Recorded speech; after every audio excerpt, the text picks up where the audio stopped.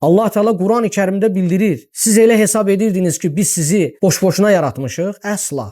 Mütləq bu qiyamət günü deyiləcək. Allah Teala'nın vədi haqdır. Kur'an-ı Kerim'de Allah Teala nəyi bildiribsə bunların hamısı haqdır. Ona görə insan düşünməlidir ki, onun bəlli bir zamanı var, bəlli bir vaxtı var. O bəlli zamanı da, vaxtı da heç kim bilmir, heç kimsə. Ona görə o ömründən istifadə etməlidir. Ona verilən ömrü dəyərli tutmalıdır. Rəbbini yaxşı tanımalıdır. Onu ucaltmalıdır. Ona təzim etməlidir. Onun yaratdıqlarından ibrət alıb daha da imanını yüksəltməlidir. Daha da Allahı əzəmətli tutmalıdır. Əgər insan, xüsusən mömin, müsəlman, Allahın yaratdıqlarından ibrət alıb imanını artırmadığı təqdirdə nə zaman imanını artıracaq? Çünki ömür surətlə gedir əziz qardaşlar. İnsan bilmir onun zamanı nə zaman tükənəcək. Bu gün sənin üçün fürsətdir. Allahın yaratdığı göylərdən, yerdən, günəşdən, ulduzdan, aydan, yaradılanlardan, dağlardan, bütün nə ki gözünlə görürsən, eyni zamanda gözünlə görmədiyin nə ki eşidirsən yaradılanlar barəsində. Bunlar barəsində mömin insan, aqil insan düşünməlidir, təfəkkür etməlidir.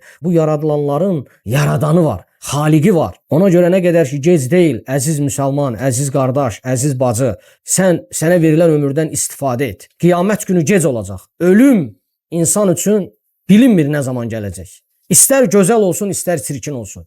Nə zaman olur olsun ölüm gəlir insana. İstər güclü ol, istər zəif ol. Ölüm heç kimi tanımır.